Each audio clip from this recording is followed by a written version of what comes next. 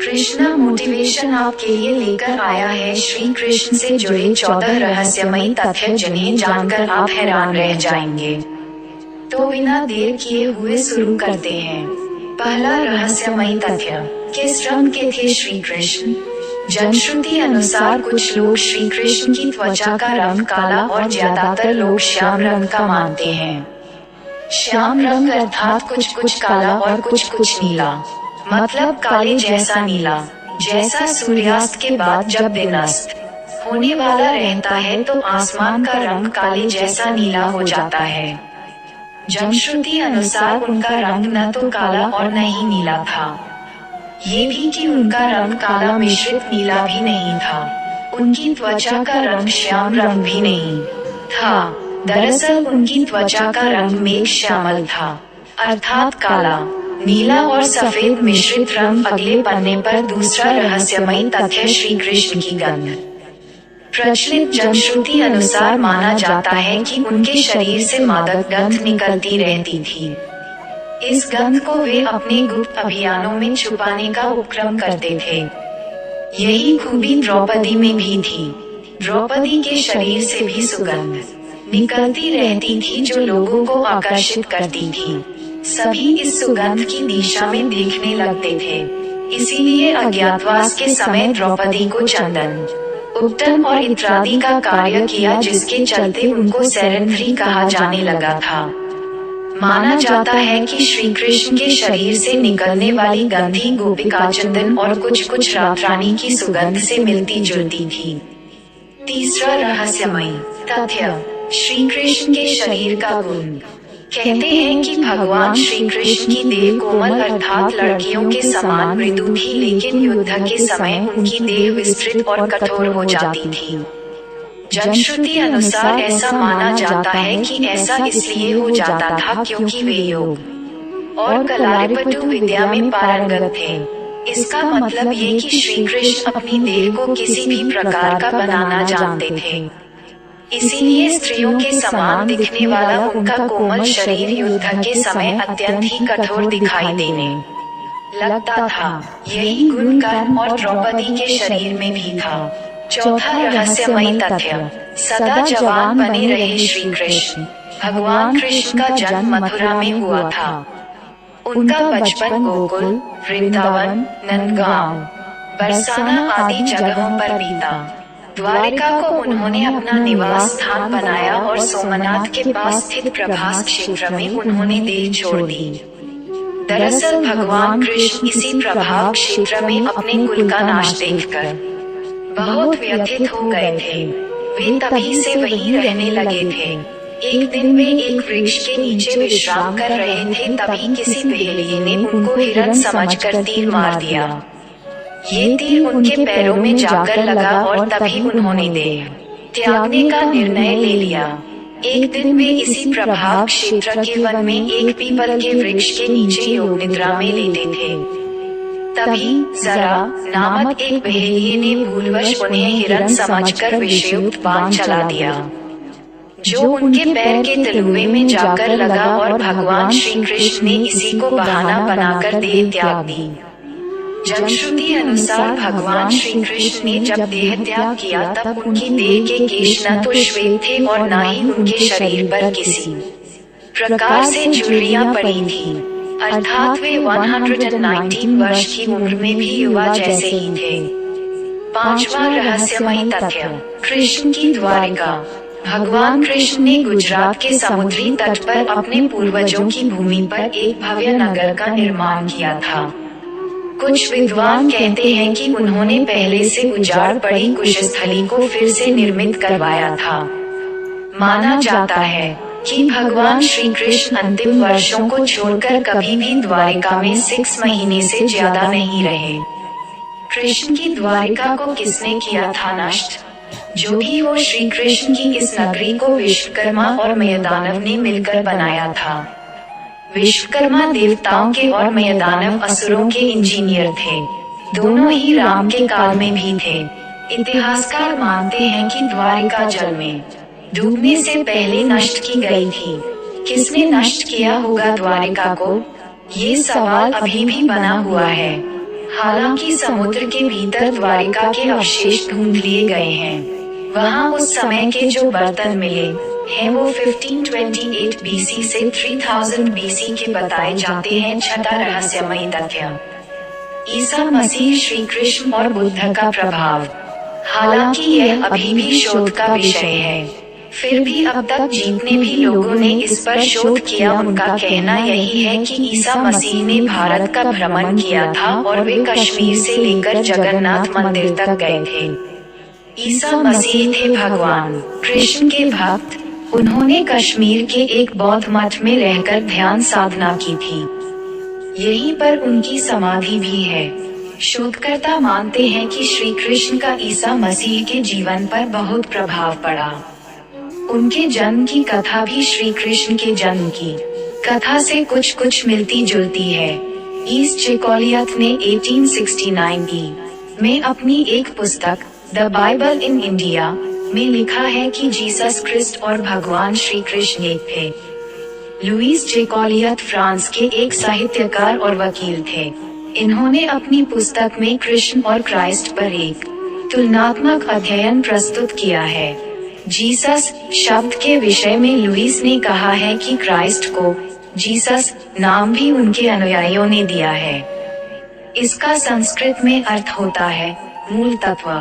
सातवां रहस्यमयी तथ्य, मार्शल आर्ट के जन्मदाता थे श्री कृष्ण। भारतीय परंपरा और जनश्रुति अनुसार भगवान श्री कृष्ण ने ही मार्शल आर्ट का आविष्कार किया था।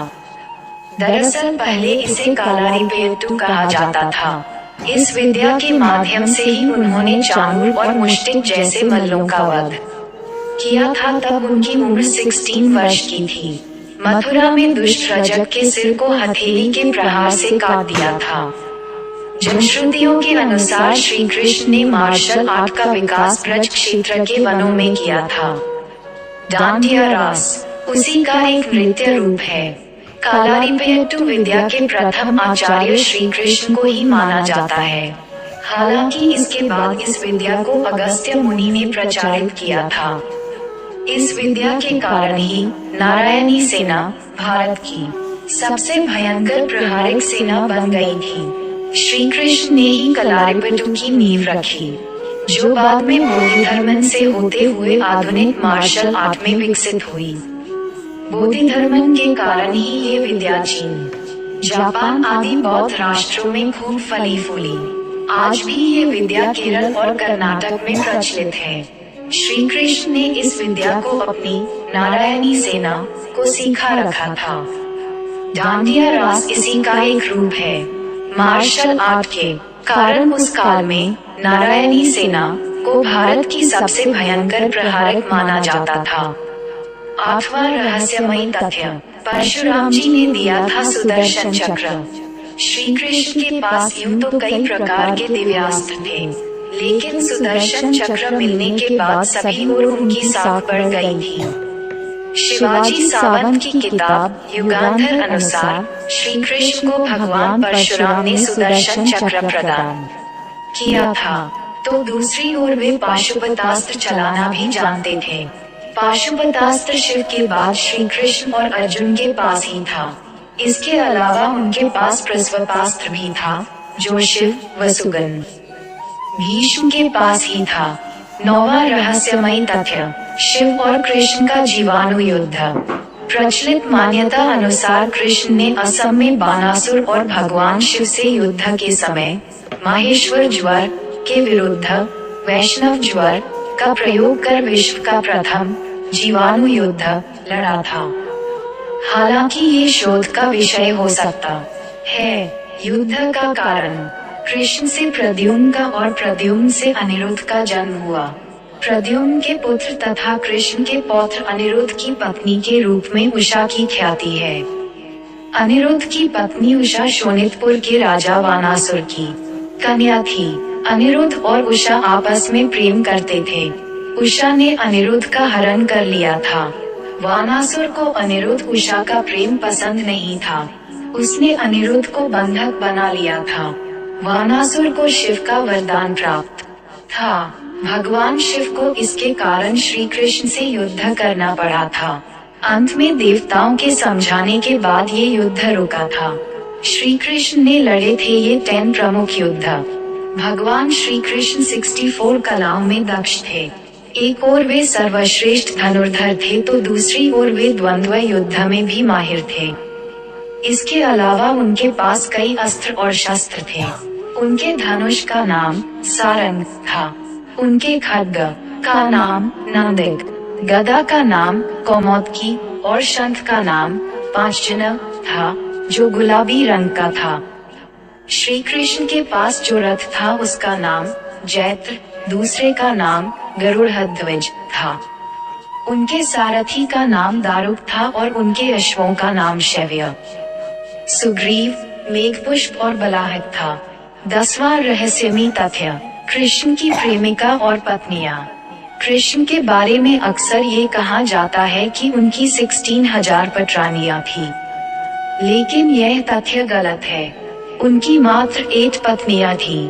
कृष्ण की जिन 16,000 पटरानियों के बारे में कहा जाता है दरअसल वे सभी भौमासुर, जिसे नरकासुर भी कहते हैं, उसके यहाँ बंधक बनाई गई महिलाएं थीं जिनको श्री कृष्ण मुक्त कराया था। ये महिलाएं किसी की माँ थी, किसी की बहन तो किसी की पत्नियां थी जिनको भौमासुर अपहरण करके ले गया था। दरअसल ब्रह्मवैवर्त पुराण, गीत गोविंद और जनश्रुतियों में इसका जिक्र है कि राधा, ललिता आदि उनकी प्रेमिकाएं थीं। राधा की कुछ सखियां भी कृष्ण से प्रेम करती थीं जिनके नाम निम्न हैं: चित्रा, सुदेवी, ललिता, विशाखा, चंपकलता, तुंगविद्या, इंदुलेखा, ऋग्देवी और सुदेवी। ब्रह्मवैवर्त पुराण अनुसार कृष्ण की कुछ ही प्रेमिकाएं थीं जिनके नाम इस तरह हैं: चंद्रावली, श्यामा, शैव्या, पद्या, राधा, ललिता, विशाखा तथा भद्रा। माना जाता है कि ललिता नाम की प्रेमिका को मोक्ष नहीं मिल पाया था, तो बाद में उसने मीरा के नाम से जन्म लिया। श्री कृष्ण की प्रेमिका राधा का जिक्र महाभारत में कहीं भी नहीं मिलता है। इसके अलावा सबसे पुराने हरिवंश और विष्णु पुराण में भी राधा का जिक्र नहीं मिलता। भागवत पुराण में भी राधा का जिक्र नहीं है। ब्रह्मवैवर्त पुराण के बारे में कहा जाता है कि संभवतः ये चाणक्य या गुप्त काल में लिखा गया था। 11वां रहस्य, कई लोगों को जीवित कर दिया था श्री कृष्ण ने। ऋषि सांदीपनी को जब गुरु दक्षिणा मांगने के लिए कहा गया तब गुरु ने कहा कि मेरे पुत्र को एक असुर उठा ले गया है, आप उसे वापस ले आए तो बड़ी कृपा होगी। श्री कृष्ण ने गुरु के पुत्र को कई जगह ढूंढ और अंत में वे समुद्र के किनारे चले गए जहां से उन्हें पता चला कि असुर उसे समुद्र में ले गया है, तो श्री कृष्ण भी वहीं पहुंच गया। बाद में पता चला कि उसे तो यमराज ले गए हैं। तब श्री कृष्ण ने यमराज से गुरु के पुत्र को हासिल कर लिया और गुरु दक्षिणा पूर्ण की। इस तरह अर्जुन की 4 पत्नियां थी: द्रौपदी, सुभद्रा, उलूपी और चित्रांगदा। द्रौपदी से श्रुतकर्मा और सुभद्रा से अभिमन्यु, उलूपी से इरावत, चित्रांगदा से विभ्रूहन नामक पुत्रों की प्राप्ति हुई। अभिमन्यु का विवाह महाराज विराट की पुत्री उत्तरा से हुआ। महाभारत युद्ध में अभिमन्यु वीरगति को प्राप्त हुए। जब महाभारत का युद्ध चल रहा था तब उत्तरा गर्भवती थी। उसके पेट में अभिमन्यु का पुत्र पल रहा था। द्रोण पुत्र अश्वत्थामा ने ये संकल्प लेकर ब्रह्मास्त्र छोड़ा था कि पांडवों का वंश नष्ट हो जाए।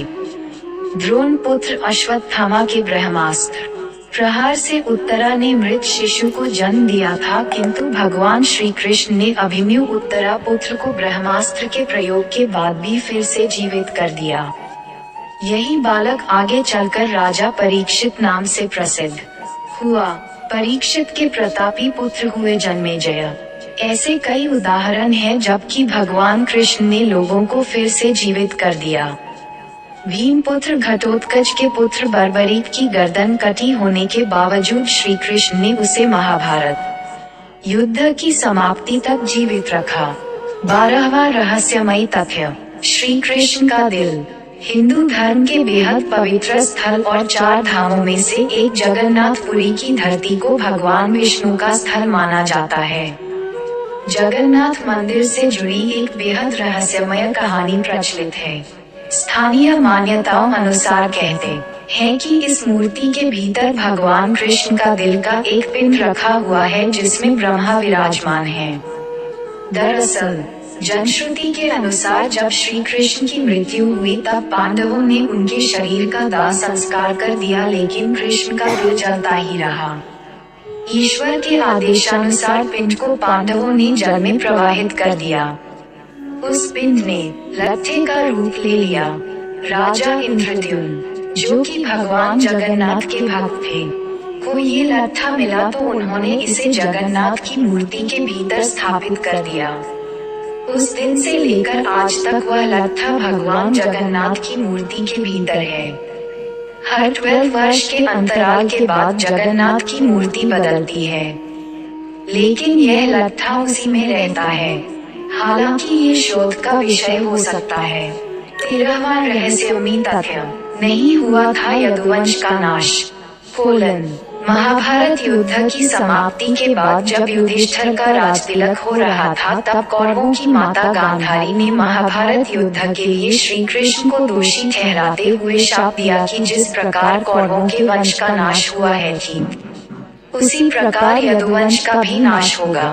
शाप के चलते श्री कृष्ण द्वारिका लौटकर यदुवंशियों को लेकर प्रभास क्षेत्र में आ गए। कुछ दिनों बाद महाभारत युद्ध की चर्चा करते हुए सात्यकी और कृतवर्मा में विवाद हो गया। सात्यकी ने गुस्से में आकर कृतवर्मा का सिर काट दिया। इससे उनमें आपसी युद्ध भड़क उठा और वे समूहों में विभाजित होकर एक दूसरे का संहार करने लगे। इस लड़ाई में श्री कृष्ण के पुत्र प्रद्युम्न और मित्र सात्यकी समेत सभी यदुवंशी मारे गए थे।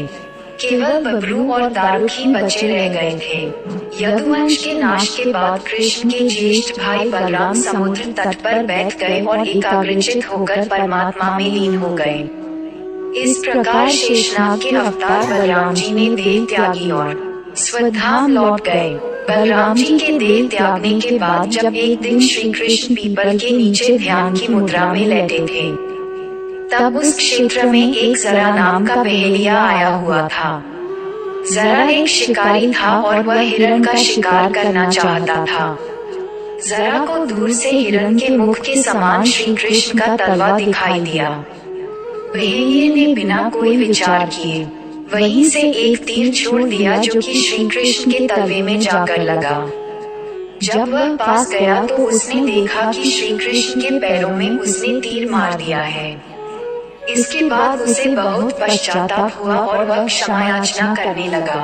तब श्री कृष्ण ने बहेलिये से कहा कि जरा तू डर मत, तूने मेरे मन का काम किया है, अब तू मेरी आज्ञा से स्वर्गलोक प्राप्त करेगा। बहेलिये के जाने के बाद वहाँ श्री कृष्ण का सारथी दारुक पहुँच गया। दारुक को देखकर श्री कृष्ण ने कहा कि वह द्वारिका जाकर सभी को यह बताए कि पूरा यदुवंश नष्ट हो चुका है और बलराम के साथ कृष्ण भी स्वधाम लौट चुके हैं। अतः सभी लोग द्वारिका छोड़ दो क्योंकि यह नगरी अब जलमग्न होने वाली है। मेरी माता, पिता और सभी प्रियजन इंद्रप्रस्थ को चले जाएं। ये संदेश लेकर दारुक वहां से चला गया।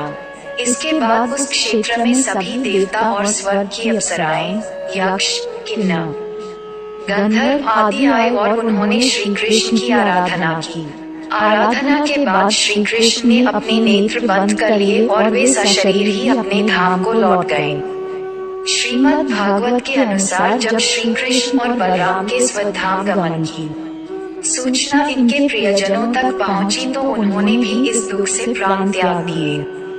देवकी, रोहिणी, वसुदेव, बलराम जी की पत्नियां, श्री कृष्ण की पत्रानियां आदि सभी ने शरीर त्याग दिए। इसके बाद अर्जुन ने यदुवंश के निमित्त पिंडदान और श्राद्ध आदि संस्कार किए। यदुवंश के बचे हुए लोग, महाभारत और पुराणों अनुसार इन संस्कारों के बाद यदुवंश के बचे हुए लोगों को लेकर अर्जुन इंद्रप्रस्थ लौट आए। इसके बाद श्री कृष्ण के निवास स्थान को छोड़कर शेष द्वारिका समुद्र में डूब गई। यदि यदुवंश के लोग बच गए थे तो क्या उनका वंश नष्ट नहीं हुआ था? श्री कृष्ण के स्वधाम लौटने की सूचना पाकर सभी पांडवों ने भी हिमालय की ओर यात्रा प्रारंभ कर दी थी। इसी यात्रा में ही एक करके पांडव भी शरीर का त्याग करते गए। अंत में युधिष्ठिर सशरीर स्वर्ग पहुँचे थे। 14वां रहस्यमय तथ्य, वानर राज बाली ही था जरा बहेलिया।